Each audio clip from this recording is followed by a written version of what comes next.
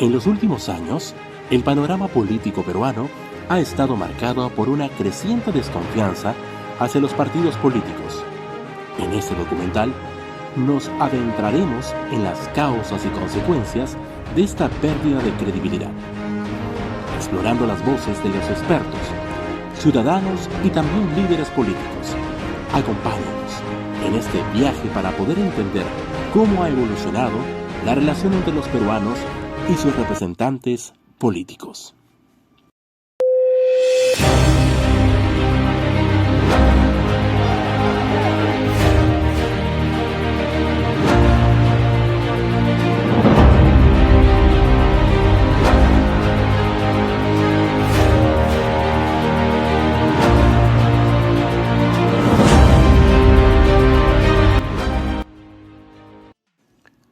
Contexto histórico y antecedentes. En un principio, la definición más universal aceptada de partidos políticos es de instituciones encargadas de agrupar las preferencias políticas de una sociedad para construir el interés general y salvaguardar la democracia. Pero con el paso del tiempo, esta misión o visión, por lo cual fueron creados, se fue desvaneciendo. No solo en la creación de leyes para el bien común, sino de personajes políticos acusados de corrupción, hasta leyes que favorecen a los grandes empresarios, dejando en el olvido al pueblo que los eligió.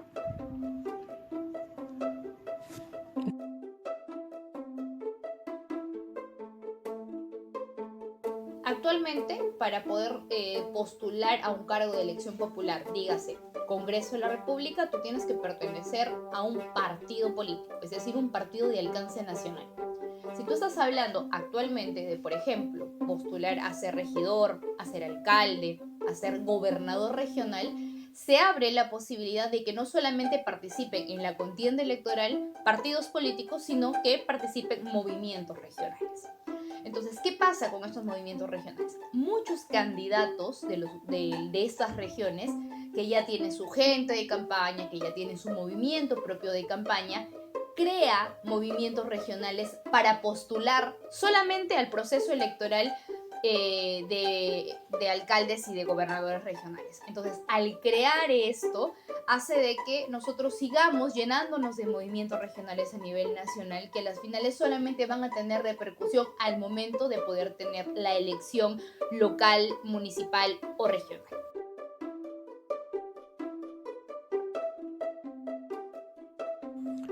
Escándalos de corrupción, promesas incumplidas y falta de transparencia. Por otro lado, existe un malestar general por la población al votar por un candidato que les promete algo en campaña, pero al salir ganador de la contienda electoral, se olvida de cada una de las promesas, creando una desconfianza entre los ciudadanos. Desde Alberto Fujimori y el shock que aseguró no realizar hasta Rafael López Aliaga y la anulación de los peajes que prometen el oro y el moro, promesa que genera gran expectativa y al no ser cumplida, causa una decepción. En la época de elecciones, las campañas suelen llenarse de discursos con promesas por doquier, desde cambios radicales a la estructura del Estado, derrotar la corrupción y la delincuencia y hasta controlar los precios, todo a gusto de la audiencia que les aplaude. Pero cuando los políticos llegan al poder, justamente se olvidan de todo lo ofrecido, dejando a los electores con expectativas rotas y una desconfianza que hoy por hoy les pasa factura a toda la clase política. En el documental vamos a hacer un repaso por las promesas más sonadas en nuestra historia reciente. A inicios de los 90, Alberto Fujimori criticaba el shock económico que proponía su principal contendor Mario Vargas Llosa. Pese a ello, Fujimori terminó aplicando la medida económica y con una frase que hasta ahora recordamos: que Dios nos ayude. Nosotros sí vamos a atacar la inflación, pero sin el shock. El pan francés, que esta tarde costaba 9.000 intis, costará a partir de mañana. También recordamos a Alejandro Toledo, quien levantó la bandera de la lucha contra la corrupción, empero quien era tirado de cholo sano y sagrado, nos acabó con todo el mal y por lo contrario, este terminó siendo investigado por los tentáculos de la corrupta Odebrecht. No se escapa en esta lista el fallecido y extinto líder aprista Alan García, quien ofreció en campaña e incluyó en su plan de gobierno reinstaurar la Constitución de 1979 y además de retornar a la bicameralidad. Ambas propuestas, hasta hoy, están sin cumplir. En la lista también figura el reconocido líder desde el sur, Ollanta Humala, quien en su campaña usó un polo rojo, aseguraba que bajaría el precio del balón de gas a 12 soles, y hoy por hoy cuesta más de ese costo. Igualmente, el recordado Pedro Pablo Kuczynski aseguró que no indultará a Alberto Fujimori, y lo último que hizo fue sacarlo de prisión. Y el más reciente electo alcalde de Lima, Rafael López Aliaga, dijo en su campaña política que eliminará los peajes y aseguró que ya se había reunido con todos ellos. Pero hasta el día de hoy, los peajes y los seguros cuestan lo mismo. Ya pasaron más de 6 meses de su gestión y al parecer retrocedió en la idea. Y dice que solo hará una breve negociación por el contrato de peajes.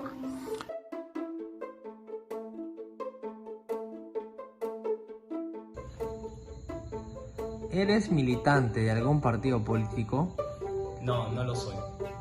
¿Confías en los partidos políticos? No. ¿Por qué consideras que no hay partidos políticos que sean duraderos?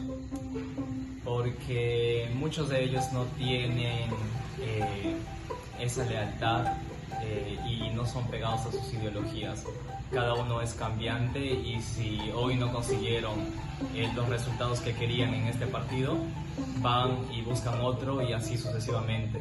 ¿Por qué? Porque ustedes verán, por ejemplo, el Congreso creo que es el máximo ejemplo. Muchos congresistas llegan solamente de invitados de partidos políticos, llegan al Congreso y a las semanas, a los meses terminan renunciando. Entonces, muchas veces muchos candidatos llegan a ocupar una curul no tanto por ellos mismos, sino por el partido al que representan. Entonces, si yo represento a un partido, supongamos, Fiorella Melgarejo pertenece a Acción Popular, llegó al Congreso por el voto de los accionpopulistas o simpatizantes o militantes del partido político, ¿yo por qué tendría que meses después, si es que no existiese alguna controversia dentro de mi bancada, renunciar si llegué por el partido político? Entonces, esta especie de saltimbanquis o camaleónicos, como le llaman a los políticos camaleónicos que se van de un partido a otro, hace y crea inestabilidad política. Eso, por ejemplo, debería ser una sanción. Congresista que llega al Parlamento Nacional por un partido no puede renunciar. Y si renuncia, que se quede como no agrupado, pero que no vuelva a formar un nuevo grupo parlamentario o una bancada, porque eso crea de que existan muchas diferencias en el mismo Parlamento.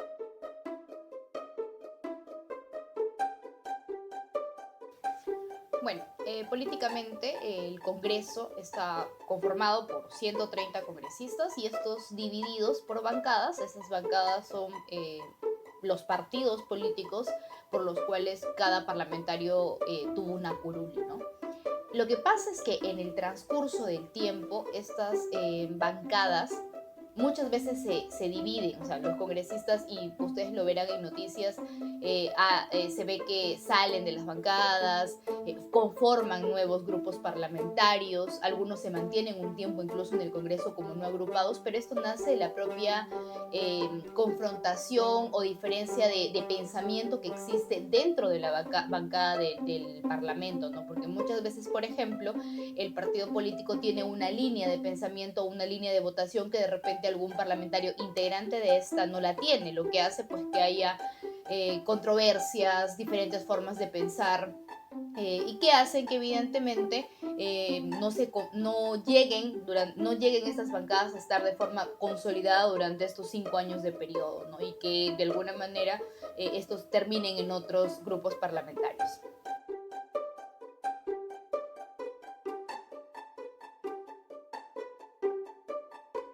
Bueno, la representatividad nace desde el momento mismo que la población vota por un parlamentario, ¿no? Sabemos de que las curules dentro del Congreso, la representación de los congresistas parte de determinadas regiones, las cuales van a ser, supongamos, ¿no? La región Amazonas, de acuerdo a la cantidad poblacional, tiene 2 representantes, es decir, 2 congresistas. La Libertad tiene 7 congresistas, y la representatividad se da al momento de que el poblador vota por el congresista. Muchas veces el poblador vota porque conoce al parlamentario, mas no conoce al partido, pero evidentemente sabemos de que un congresista tiene que llegar a través de un partido político al Congreso, ¿no?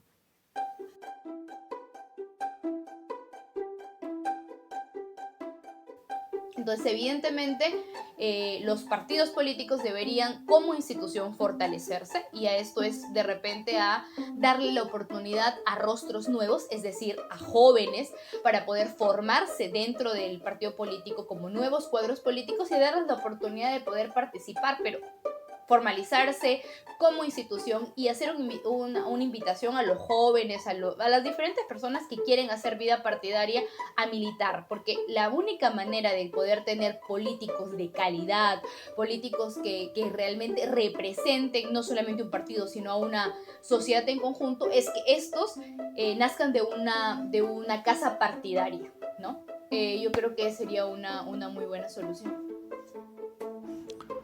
En este documental, con el fin de contribuir al fortalecimiento de los partidos políticos, la OMPE realizó, por tercer año consecutivo, el programa de fortalecimiento en cultura política y electoral para directivos y afiliados de partidos políticos, el cual se llevó a cabo en los meses de abril y mayo en las instalaciones de construir una relación sólida que van a poder ustedes enseñar no solo a sus militantes de sus agrupaciones políticas, transparencia y el compromiso sinceramente mutuo. Todo lo Con ello, empleando la metodología del aprendizaje significativo, los participantes actualizaron y reforzaron sus conocimientos por medio de actividades lúdicas,